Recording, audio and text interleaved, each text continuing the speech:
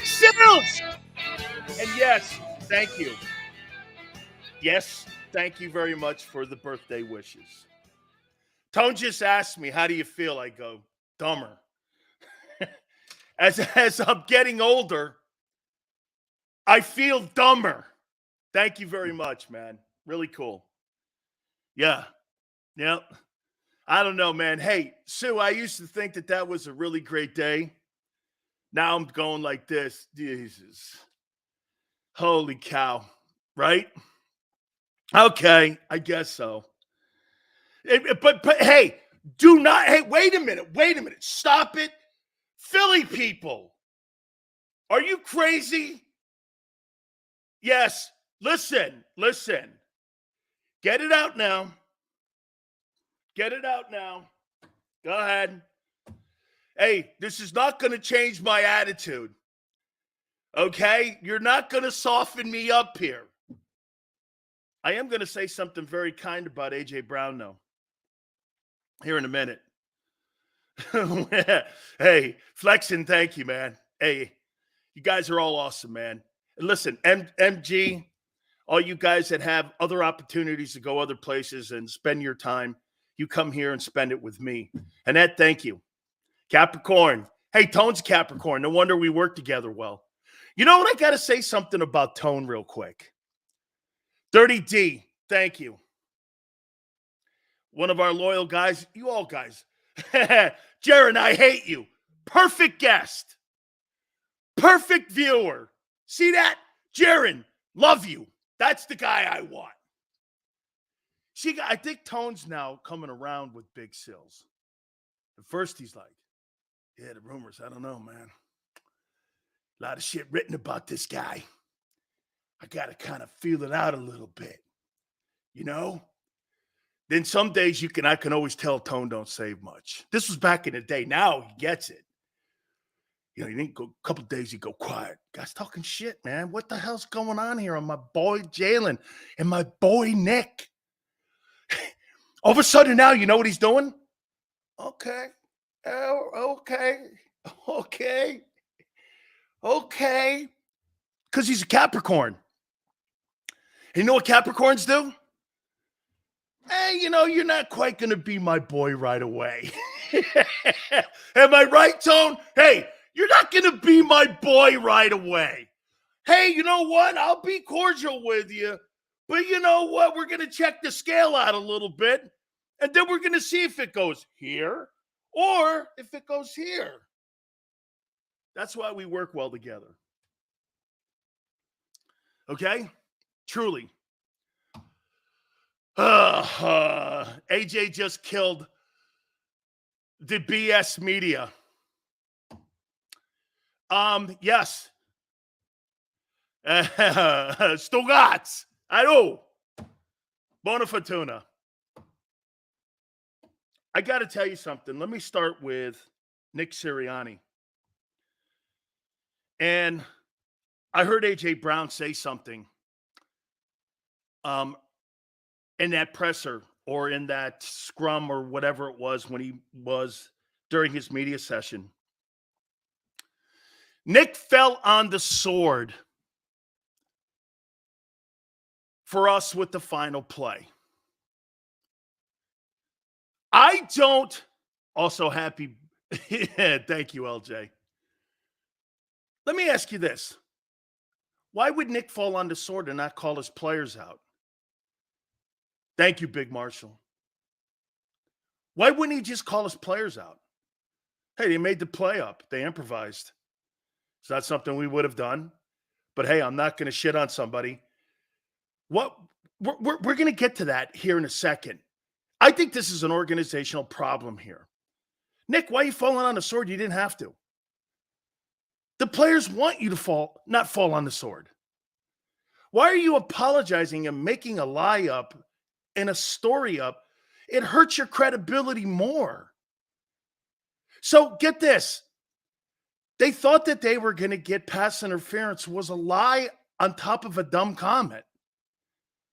There's no rhyme or reason for that. That's right, Bill. It just doesn't. Why would you make a lie up about something that never happened? It hurts your it hurts your credibility incredibly when you're making stuff up that didn't exist, and then you get called out on it.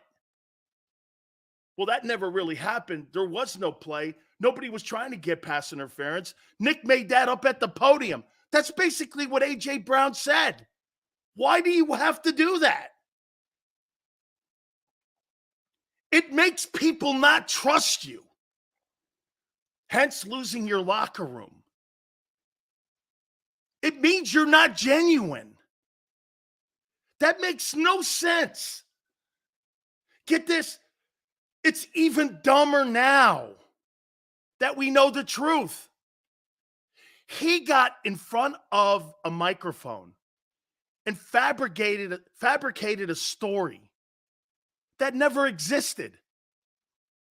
They weren't trying to get pass interference. He made that up on the spot. Or he was told to say, I don't know. AJ confirmed that Nick's a bullshit artist. Yes, Marshall. Dude, you did more harm to your credibility today.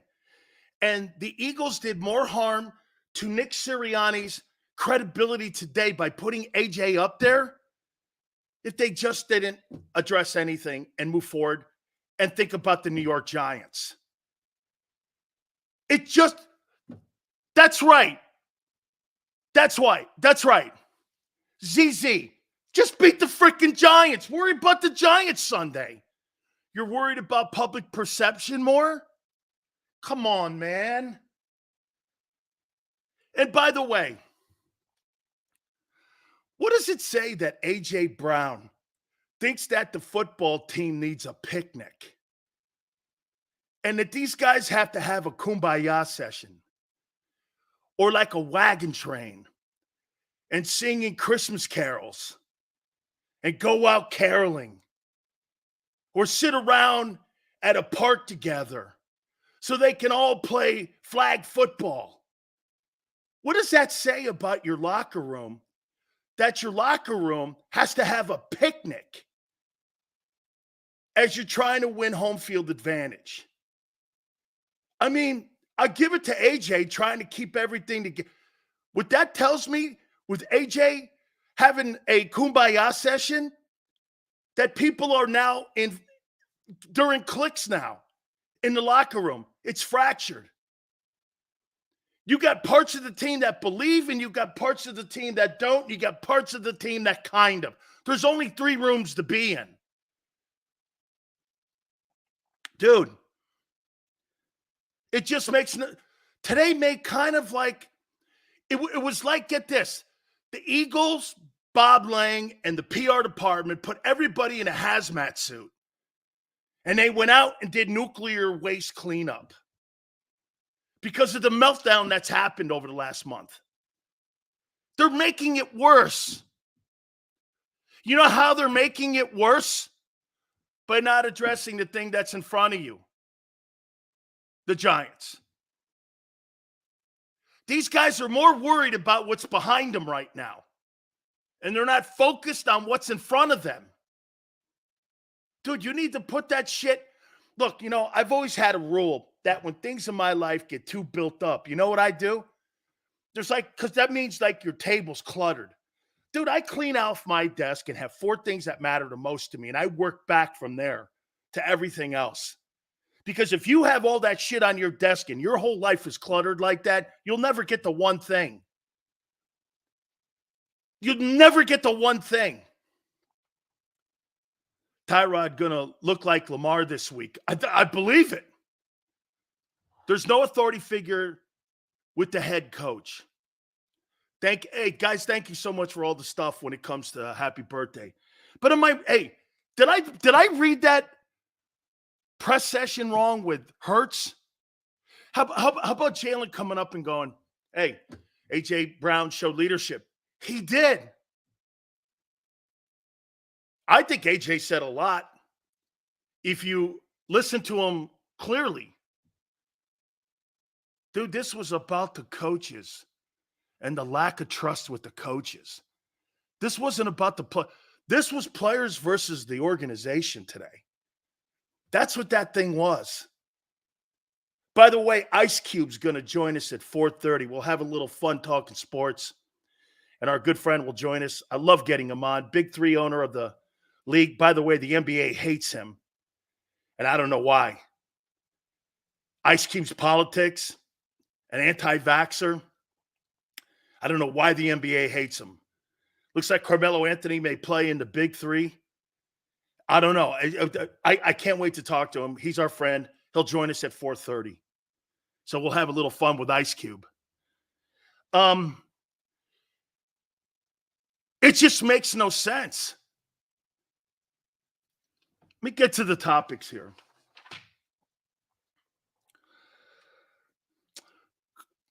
Guys, why are the Eagles afraid of constructive criticism? Why are they afraid of constructive criticism? Why are they afraid to levy it at coaches or players? What is the problem? Okay? Happy birthday. AJ is taking us all for, hey, dude, Ross, I think he was a leader today. Why are they afraid of constructive criticism? You know why? I'm going to tell you why. Let me tell you this, and I'll tell you a story about how coaches, great coaches, have constructive criticism.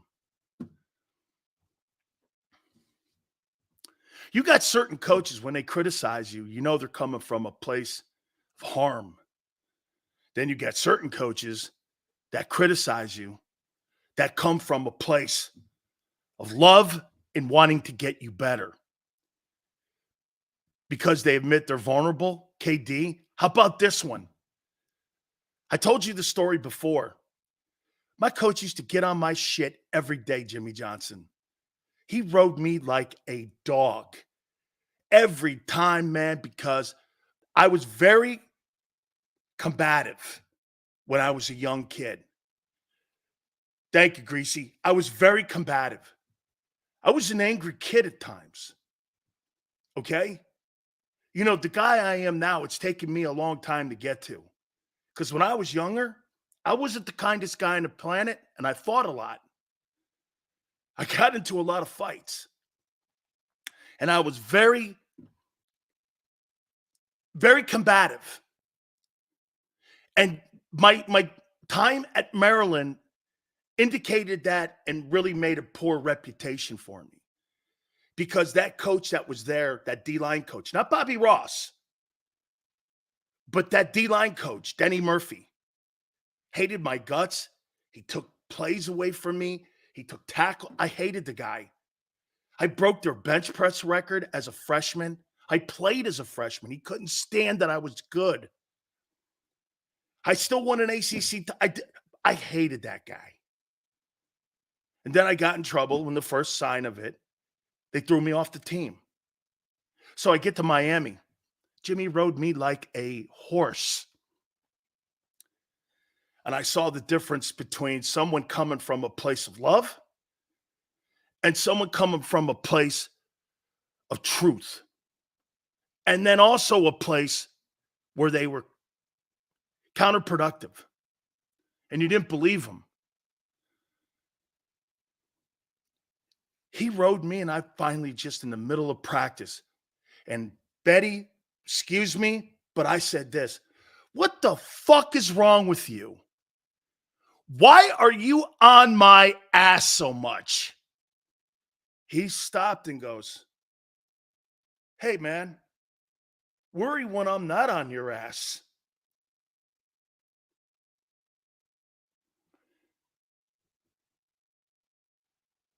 I got this big. I got this big. Now get your fucking ass back in the line and do what I told you. Only time he ever hollered at me.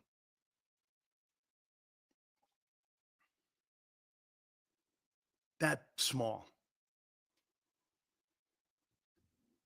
He thought he had me another time. He was testing my character when I first got to UM. I had taken some blankets and some towels because I had forgotten them at home.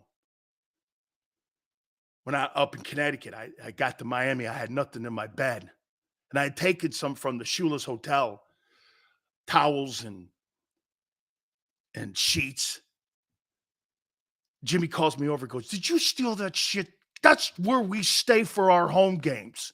Why did you do that? Did you do that?" I said, "I did, coach." He goes, "Why?" I said, "Because I don't have any blankets or sheets." Good God almighty. Why didn't you tell me? Coach, not something you tell anybody, is it? Get back in line. I show up the next day at my room, my dorm room. There's sheets, towels, toiletries, soap, shampoo. I walk over to him the next day and I go, "Coach, thank you." He goes, "For what?" Because back then that shit was illegal. He goes, "For what?" He goes, "Don't do that dumb shit again. Okay, just don't."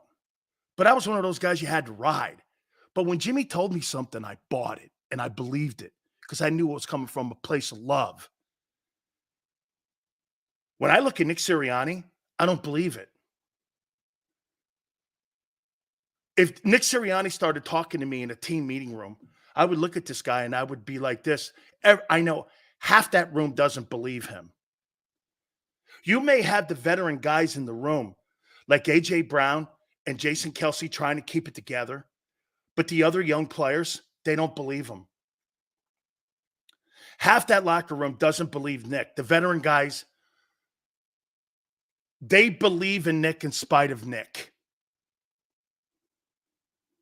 Okay? They're being locker room leaders. They're doing the best they can to keep it together. It's the players that were 10-1. They're doing the best they can. With all the chaos going above them, don't we not agree? The chaos is above them. And get this, the players want to be criticized. You know why? Because then the players, I'm going to tell you why the players don't criticize. Hey, Tone, think about this, guys. You know why the players and the coaches don't criticize the players? You know why they don't? Because they're afraid the players will fire back and say, "Well, let me tell you what's actually going on." You see, no one's fired the first shot yet. AJ's trying so hard. Jalen tried to fire the first shot. Remember, they made him walk it back. Now they made AJ walk his non-communication stance back. Look what they're doing. They're making these guys walk their stances back.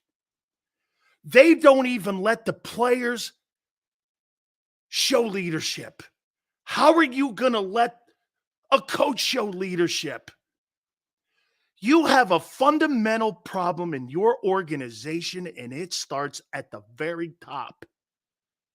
Control is all they care about. You can't let these players open their mouth to tell things that are really on their mind because you are afraid of what they'll say. Am I wrong? That's why there's been no first shot fired. That's why Nick's lying about the final play in Seattle. Because they don't want the players to come out going, "We didn't know what to do, so we made a play up." Can you imagine that? In a situation that you needed to win in Seattle, they had to make a play up at the end of the game. Think about that. How many other times has that gone on this year? And definitely during this poor stretch run of losing 4 or 5. How many times has that gone on where they've had to improvise? Because they have no direction.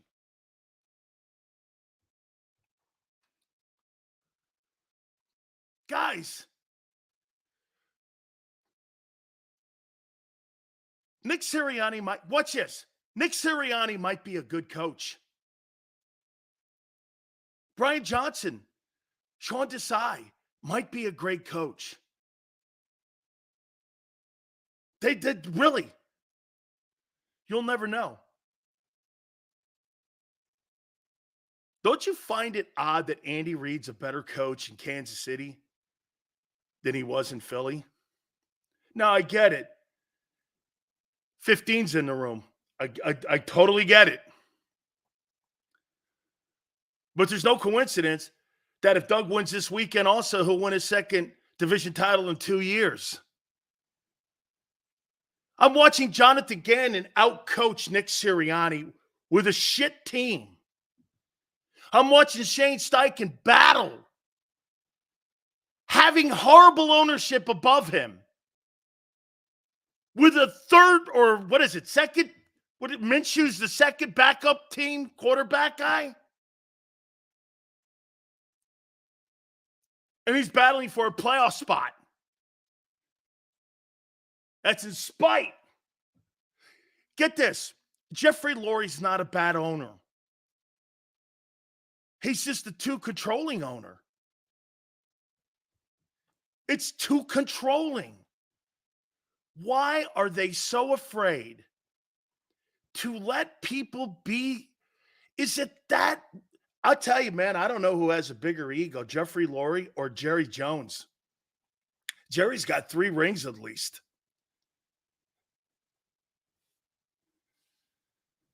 Man, the press conferences today were all over the place. Those media sessions, all you had to do was listen to the players. And all you had to know, how can I have only 3 years covering your team? And I saw the nuclear waste cleanup today. The organization and Bob Lang and the Eagles made those players, since Hurts said something about accountability, walk back everything that they're standing on. A.J. Brown should not have had a press session today. That's up to people to interpret it. They didn't want the media people to interpret that you're talking about the coaches. That's how anal they are. They're so anal in how they do business that they didn't want you to have any kind of notion that the coaches were the ones that they were singling out, when in reality, everyone knows it.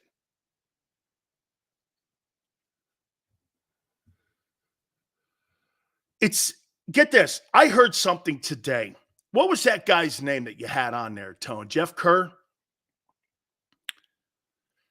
He said something today, the guy from CBS, who does a really good job. I've heard him on with Birds 365.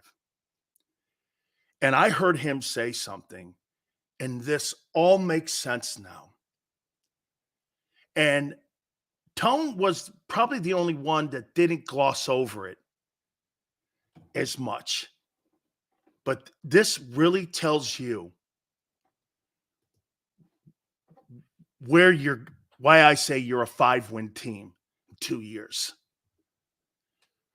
Howie has no ability to maintain success. He struggles at it. He's not consistently successful. You know why? He's insecure in what he's doing and who he hires. The level of consistency with that general manager is pathetic. Get this, Howie is able to build a 14-3 team, but in 2 years, he's also able to have a 4-11-1 team.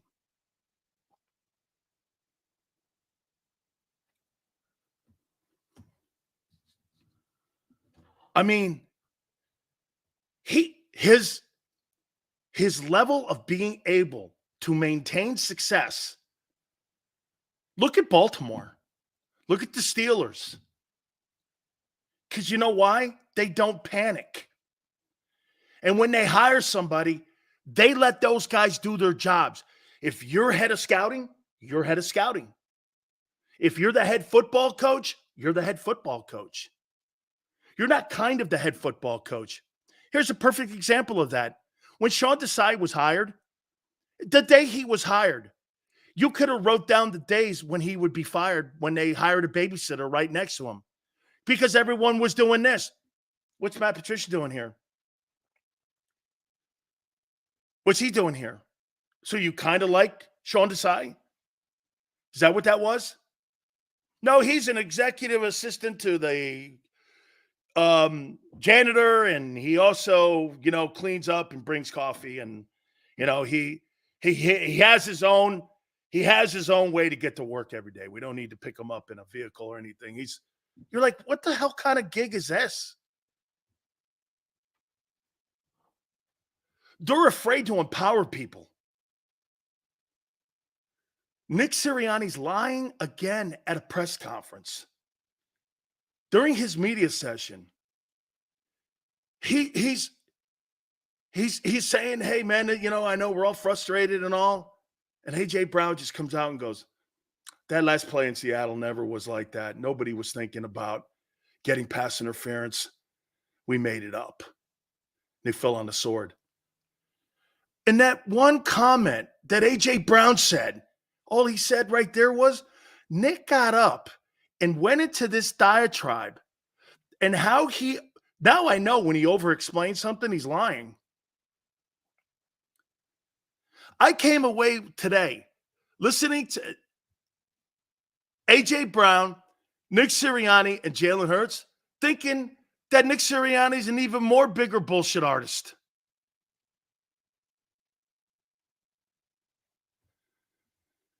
I mean, but yet, you know what? I'll tell you one thing that I'm really pretty excited about. Those guys at the Inquirer, when they smell blood, you know what's funny? They're going to give you the latitude, but when they smell blood, they're going to hit you with it. And they're going to come at you. And they are now. Because you know why? No one likes to be bullshitted and lied to when that's your job on the line, and that's how you put food on the table.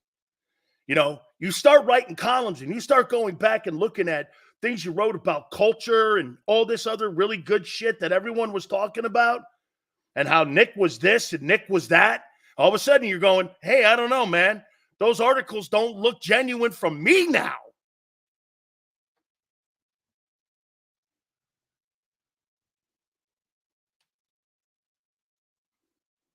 Let me say this to you. See what 11 says? I think Sills is excited because we're going to drop it in the playoffs. I want you to win the Super Bowl. And why would I say that, 11? Because it's great for my show. Once again, you have me pegged wrong. I'm not praying for your demise. I pray for your successes. It's good for my show and my job. Why would I want that to go away? To do what? Talk about the Flyers?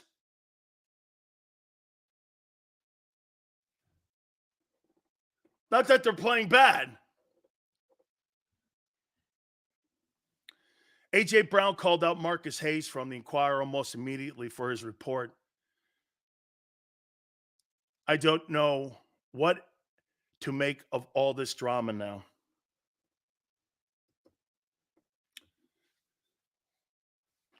Hey, do me a favor. Tone, refresh what Marcus Hayes reported. By the way, I actually like that guy's work. I actually like his work. I think he does a really good job. And I think he just does what I do. He reports what he sees and feels. And I like columnists like that.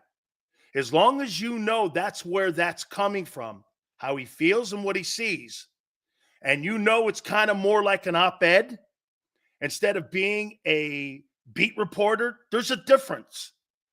And being a beat reporter than adding your opinion when you're a beat reporter. Beat reporters who add their opinion, you're not a journalist. You're an op-ed guy. That's okay. Op-ed guys are all right too. There's forms of journalism. I did go to school for that. But again, at the end of the day here, okay, so Marcus Hayes gives his opinion and AJ calls him out. Now you've got even more drama. And now you know what you're going to get with AJ Brown, in my opinion. Let me ask you this. How do you think the Philly media is now going to handle AJ Brown now? Like T.O. or like a leader? Because these media guys, these guys are thick as thieves like players are thick as thieves. They're going to hang with one another. They're going to back one another. Both media and the players. Now what you're starting to do is do something that the PR department with the Philadelphia Eagles doesn't want to do. You know what that is? They don't want an adversarial relationship with the local guys. I believe Hayes said Brown's behavior is splitting the locker room, according to veterans. To make it worse, Hayes didn't show up to AJ's press conference after his report made huge waves all week. This is not a good look not to show up to a press, if you ask me. I guarantee you Bob Lang asked him not to. I'll bet you $1 million Marcus Hayes was asked not to show up to the presser. Before people start saying that Marcus didn't show up, you want to know, and you may want to ask about accessibility. That's a thing that gets your key fob taken from you. That's a thing that gets your accessibility taken from you. When you make a report like that, the players don't like it in the organization. So before you start, or anyone starts saying shit like that, you might want to sit there and go like this. Is it true, first? And secondly, did the Eagles ask him not to show up to the presser? You don't know that yet. You just can't assume Marcus didn't. Why would Marcus Hayes not show up? What, to hear him say? It would make his story even bigger if he denied it. I would have showed up unless they told me not to.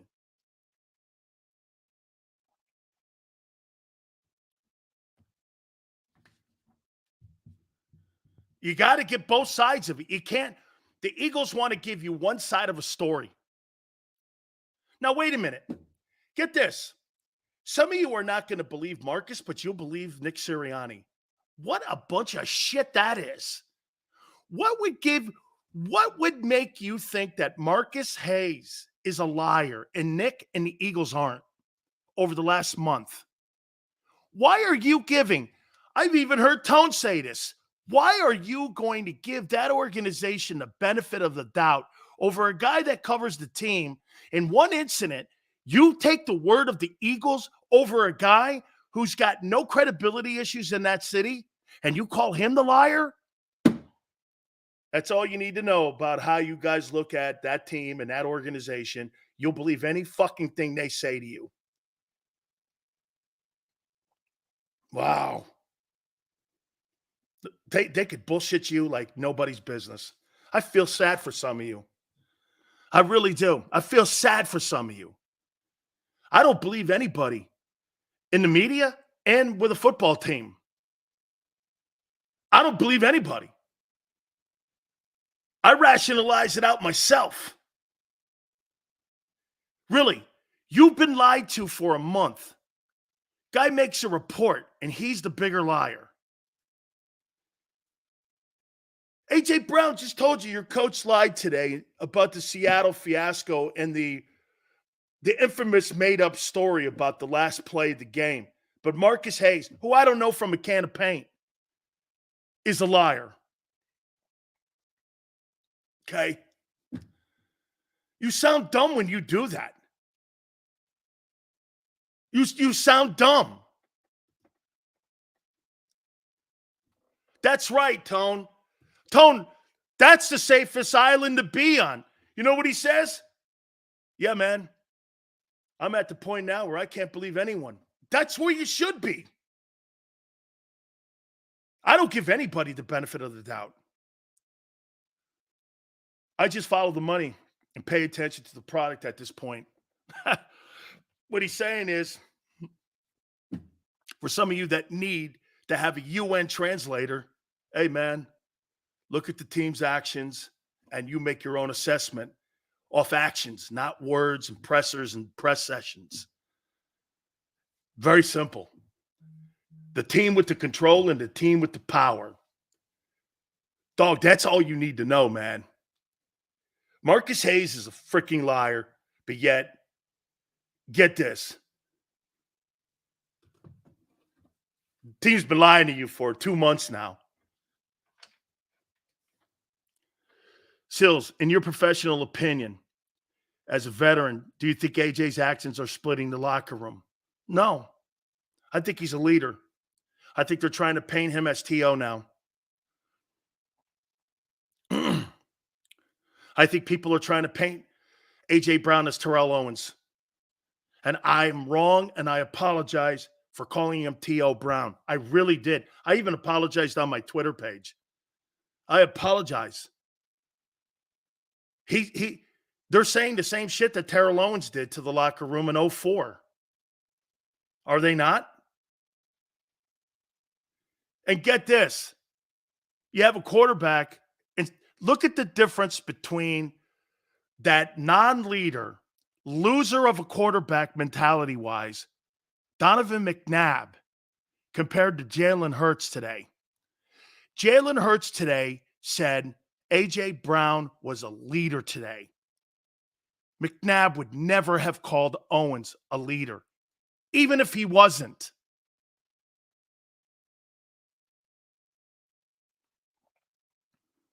I just read the room and decide for myself. Jesus, Big Marshall, you have a mind of your own? Who would have thunk it? Tone's got a clip here, and I want to hear this. And I believe this is Marcus Hayes. Again, AJ has issues with something. I was told by his teammates that it's with the coaching. I don't think that's a big stretch. I mean, we see him reacting to play calls on the field all the time. And I guess to his credit, he doesn't want to start more than what we're seeing. But there are a couple of players on the team I talked to, one of whom I quoted on Background. When you're a captain and a leader and arguably the best player on the team, your body language matters. Oh, yeah. So, you know, AJ has been a great player and a great example on the field and a pretty good example off the field. But the blow up on the sideline with Jalen resonates more now, and his distaste or disgust with what's going on the field resonates more now.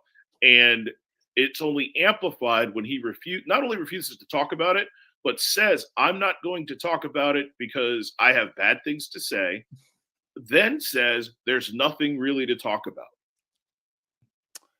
I think that's well done by Marcus Hayes. There's no problem there. So wait a minute. People are going to paint A.J. Brown as an asshole and a guy who blows up on the sidelines, but you got Nick Sirianni screaming at Chiefs fans. And he's the face of Philly. Really? You got a coach who's more emotional than A.J. Brown. And he acts like an asshole when he's in Arizona or he's in Kansas City or he's in Indianapolis screaming at fans. And A.J. Brown gets frustrated because the offense, he doesn't like the way it's rolling. And he's a cancer, right?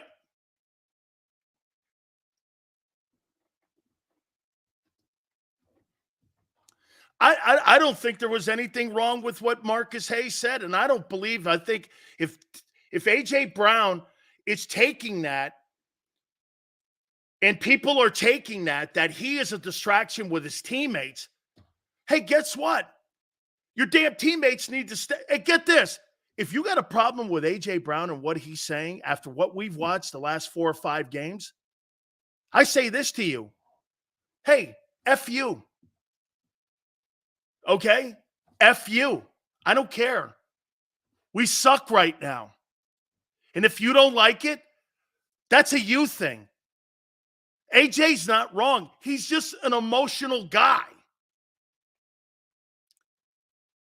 He's an emotional guy. Okay? Your coach is emotional. How many times have you seen Jalen Hurts have to calm your head football coach down because he's acting like an asshole on the sidelines? That's why I call him Nick Cheerleader. Oh, I see. Nick's the face of Philly. AJ's T.O. Wouldn't happen to be, nah, I won't go there. Most of you couldn't take that. Nah, I won't go there. It's my birthday.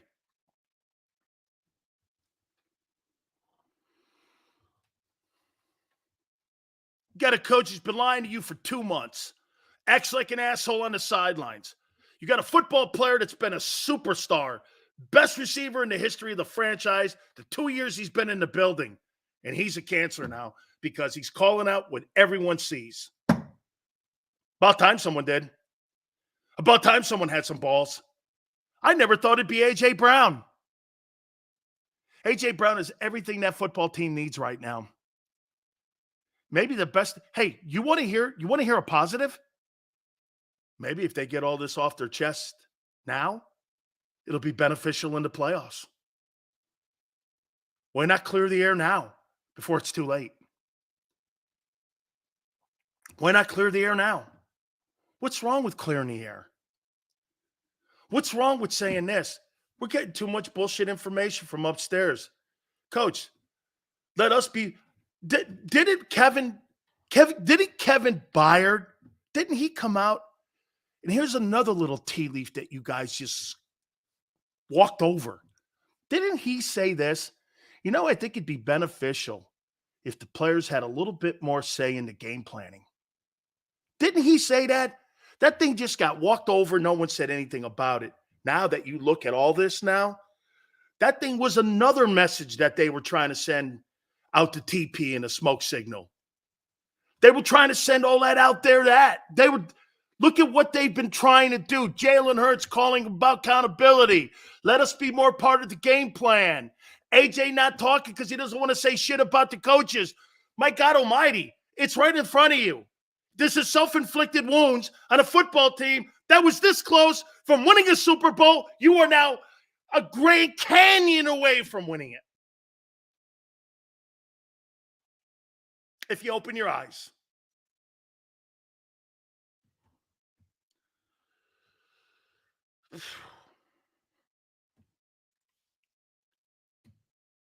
This is not hard to figure out. It's not hard to figure out. Michael says you're the only one besides myself who thought and felt the same, big guy.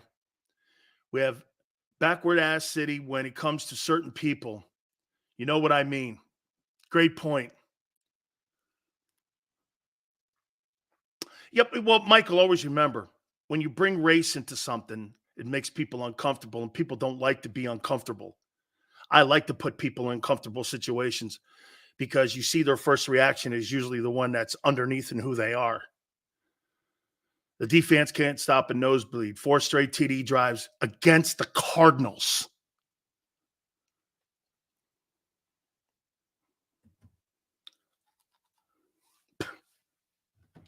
That was Cooper Kupp making those comments. What do you think would be going on? They'd be talking about Cooper Kupp in Philadelphia like he was the reigning hero. You would think he was Caesar rolling through the gates of Rome. Conquering hero. A.J. Brown says it. He's T.O. How'd you get there?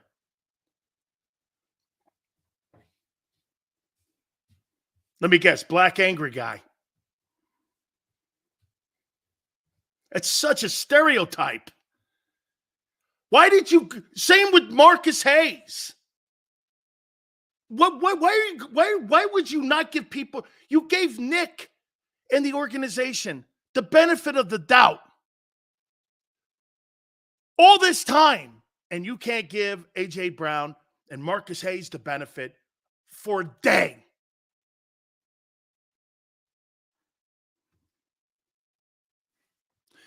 I didn't think what that guy said on Birds 365.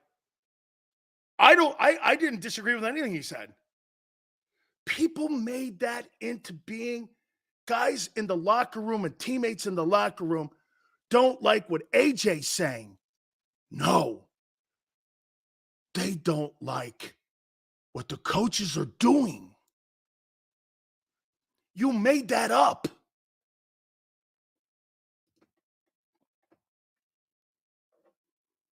That's one of the realest stereotypes on the planet. Don't let me get frustrated one day. Sills, the road will come to an end. Are you kidding me, Tone? I used to bring that up all the time. But hey, you know me. Big Sills puts his foot in his mouth. Black athletes are covered differently. Shit, black media people are covered differently. Prime example of it. Today. You stereotyped AJ Brown. Instead of giving him the benefit, he's a cancer in the locker room, is what people are adding on to that. If that is the comment that Marcus Hayes is being singled out for, actually, do you know what I think AJ Brown did by singling him out? I think he accentuated the story more for people to go back and read and listen. Actually, I think it's a stroke of genius by AJ, because now people are going to go back and listen. I had no problem with anything Marcus Hayes said. Okay? You're the media and the fans and everyone are the ones that added on. He's fracturing the locker room. Where did that come out of that comment that he was on with Birds 365 that he was? I didn't hear Marcus Hayes say that he fractured the locker room. Where did that come from? That just pop out of the ether? Sills, what is the root of the team's problems? The ownership wants too much control of every single person and every single thing that is associated with the Philadelphia Eagles on a game day basis. Everything that Doug said, every single thing, Mike, that Doug said years ago, and all those so-called stories were out there are without a fact true. There's no doubt that I believe that Howie Roseman gives Nick Sirianni the active list on who's playing on Sundays. And then they have to put a game plan around that on Saturday. And that's why they look at what they're doing. And I'm going to give you a prime example of that right now. That their game plan is not on game day. It's on Saturday night. That's why they don't know what to do in the second half. Do you want me to tell you and show you? Brian Johnson, at his press session, said, sometimes we have to force the ball to A.J. Brown. So no matter what, on a Saturday, you're drawing up forced plays to A.J. Brown, no matter what the coverage is. And not knowing before you even get into the game what kind of coverage you're going to throw at you. When Brady would go at players or coaches on the sideline, it was a look at his passion. Well, there's a lot of equity there too. There's a lot of equity. Here's A.J. Brown here. Everything that I do, if I say something, I do anything, I'm classified as a monster, honestly, and it's honestly the opposite. Can we turn that up anyway, Tone? It wasn't about the play call. It wasn't about none of that. It was about my guy getting banged up. I'm gonna need Smitty moving forward, and So, but that was it. You know, I apologize to my teammates today. You know, because they shouldn't have to answer questions on my behalf. You know, I'm a man. I can speak for myself. I was actually looking forward to seeing one of the reporters here today because I wanted to ask him a question. I'm still going to ask Tate the question because he wrote a story, and I did read the story. It was about it was that a veteran said something about me and this and that. So I was going to ask him who is the veteran, you know, because I know who I am, and I know that's not, you know, you can portray me however you want to portray me, but you know what I'm saying, at the end of the day, like, I know who I am. And so I try to be careful what I say because you guys still gonna write it up however you want to write it up. I was a journalism major, like that's what your job, you know what I'm saying. So I'm not upset at none of y'all or wherever, but I just what comes with it. So Why did you feel? Hey, Tone, let me play that one more time, please. Play that one more time. I want to listen to it clearly because I got it. I want to play that one more time here because I think this is exactly what we're talking about here. everything that I do, if I say something, I do anything, I'm classified as a monster. You know, honestly, you know, and it's honestly the opposite. You know, you saw my frustration on the field. It wasn't about the play call. It wasn't about none of that. It was about my guy getting banged up. Now I'm gonna need Smitty moving forward. You know, and so but that was it. You know, I apologize to my teammates today. You know, because they shouldn't have to answer questions on my behalf. You know, I'm a man. I can speak for myself. I was actually looking forward to seeing one of the reporters here today because I wanted to ask him a question. I'm still going to ask Tate the question because he wrote a story, and I did read the story.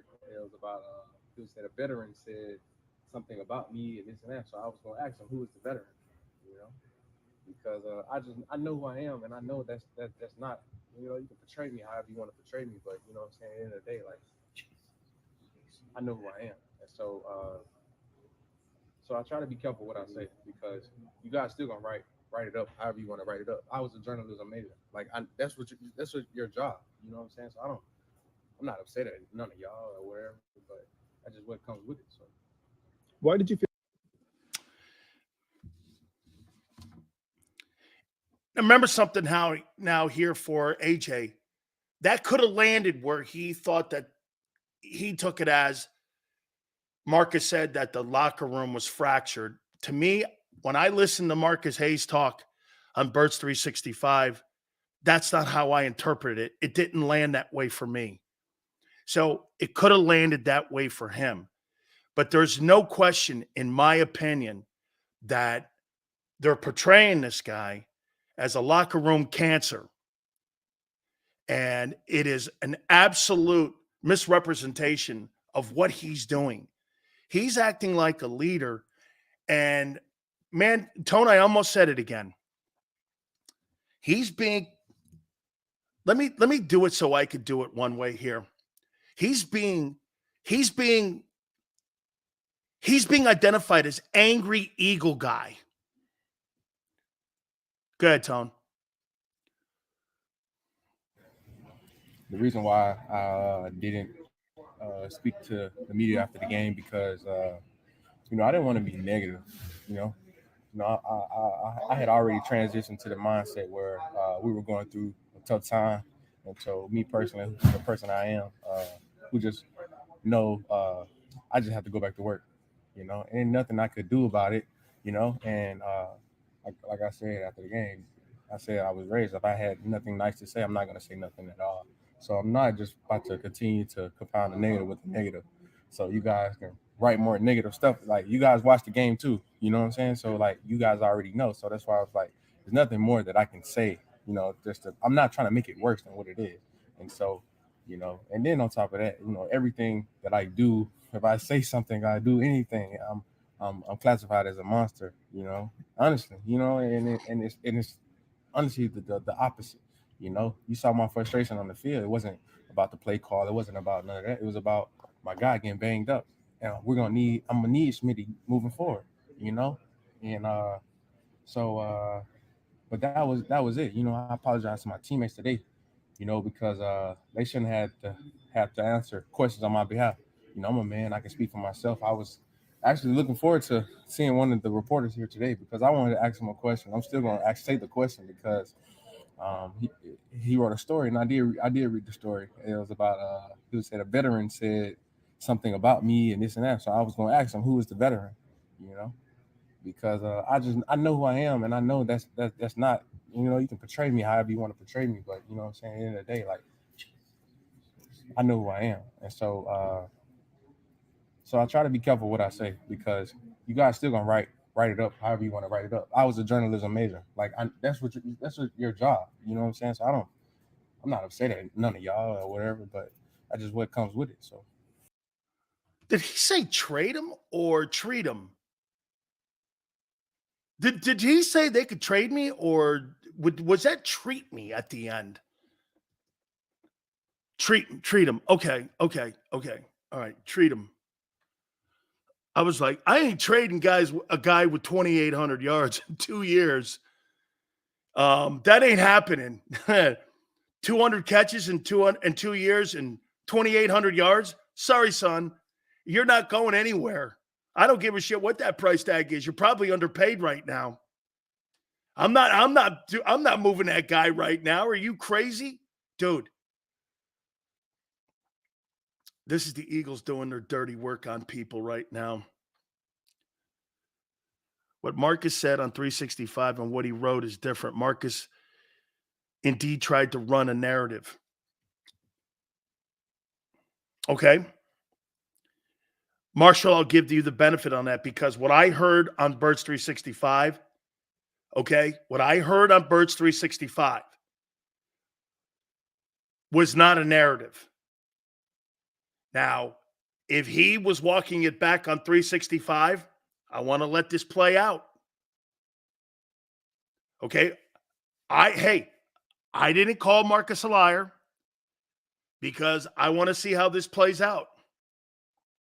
I want to know if the Eagles told him not to show up to the press conference. Okay? Let me say something else, though, here. The Eagles have given so much content. You know what, though? Tone, it's the wrong content. Nobody's talking Giants. They're going to lose Sunday. They're going to lose. They're going to lose Sunday.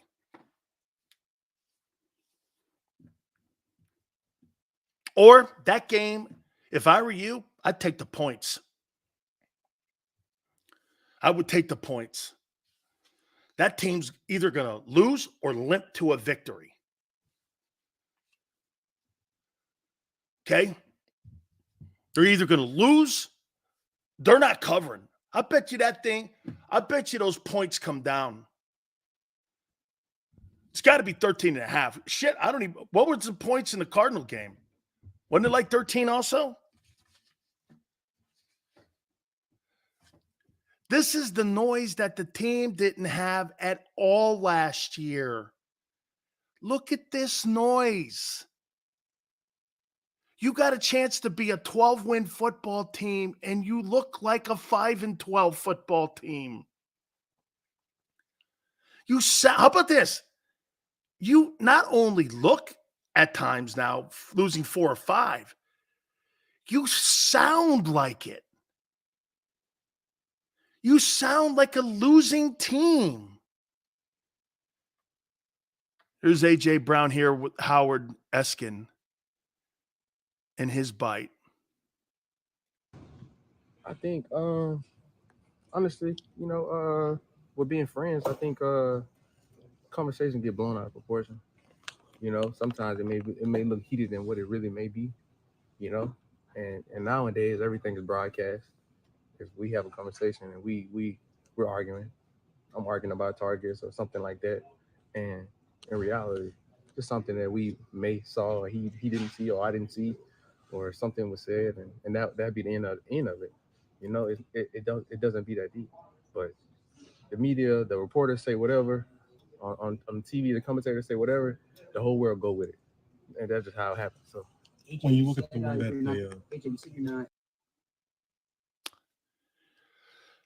that If we've learned anything from the news media, if you say anything on anything, whether it's true or not, it's not important. Truth doesn't matter anymore.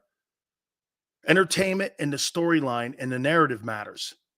People don't report on stories anymore. They report on narratives. Sills, are we sure there's no noise? Last year, the winning covered it up. Absolutely. Absolutely, the winning covered up the noise. How about this? You know, I heard Tone say something. And him and Rob were talking about the horrible plays at the cornerback position this year, especially Bradbury. Here's a prime example of what those guys were talking about and what you just asked, the cover up. Let me ask you this. How much effort do you have to give when a team has 70 sacks and the mountain of pressures you had a year ago versus that number being cut in half? You think you got to do your job more this year? The corners were the same corners a year ago as they are this year. They're no different. They're no different. They look slower. Yeah, because the routes are bigger and they're more developing because you're not getting pressure. Remember I said to you about 4 months ago, the volume of pressure's down and it's affecting the secondary. Article by Marcus Hayes, and he said, quote, the Eagles have a problem and it wears number 11 and headsets and it's tearing the team apart. Well, then he tried walking it back on 365. Okay. He's denying that. And if there are players that are in that locker room that are doing that, that's Nick Sirianni's fault. Actually, it's Howie Roseman's fault. Because let me tell you something. When you've got an authoritative coach and you got a Percy Harvin spreading poison in your locker room, you fire him. You don't let him walk around in the locker room creating issues. It's a lack of leadership from your head coach. If you got people who are barking at media people and saying that A.J. Brown's a cancer, I don't want that guy on my football team. I don't need a Judas. I don't want that guy on my team. Alshon.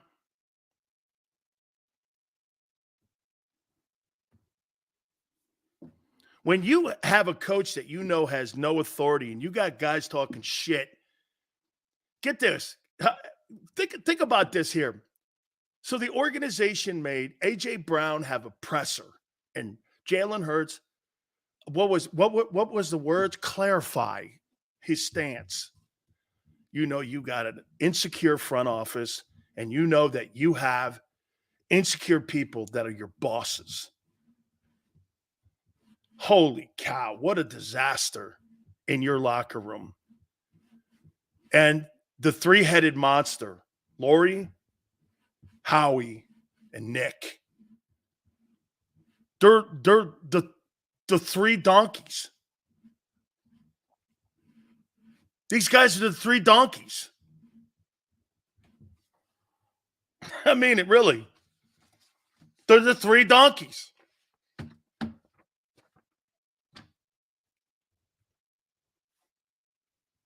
There is zero leadership on your football team.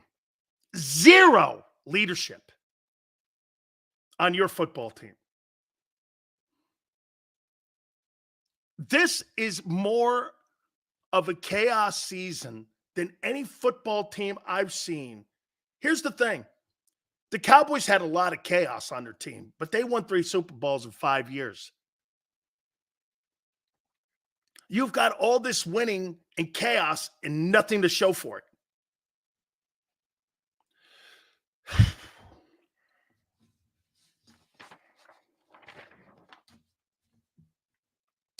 Tone's going to join us at 3:30 for his segment. Also, Ice Cube is going to join us at 4:30. Don't forget, folks, our great friends at Hooters. great specials that we have, like Wing Wednesdays, 1983, all you can eat. Absolutely fantastic. It's one of the great 40-year traditions that we have at Hooters is all you can eat, 1983. Lunch specials we have Monday through Friday, 11:30 to 3, boneless wings. Happy hour Monday through Friday, 4 to 6, 6 items, $6. Try the fried pickles. Also, if you don't want to go into the stores, Hooters to go. Go to the app, get the food, order it, bring it back to your crib. I mean, look, I love their steamers too. I had some when I was at KOP a couple weeks ago. NortheastHooters.com. That's NortheastHooters.com. By the way, don't forget also, you're going to see a code word that's going to be thrown out throughout the entire 4-hour program. You email us at dansilioshow@gmail.com. All your information, and you may end up being a winner, and you may end up winning some merchandise and also some great gift certificates, all courtesy of our friends at JAKIB and at Hooters. Great friends in the Northeast section, all the way from Rhode Island down to New Jersey, Newark, Delaware, all the way to KOP. All of our fabulous friends. We appreciate you guys so much. Hour number 2 coming up. Hit the like button. Keep it here, National Football Show. Eat chicken wings, buy Hooters things. Christmas is near. Shop, have a beer. Christmas shopping shouldn't be hard. Give your friends a Hooters gift card. This year, stuff their stockings and yours too with a one-size-fits-all gift card. Buy a $25 Hooters gift card and receive a $5 Santa's bonus card. Make it Hooters for the holidays. Eat chicken wings, buy Hooters things. Christmas is near. Gift cards are here. Good at Hooters everywhere now. Hooters gifts are always favored.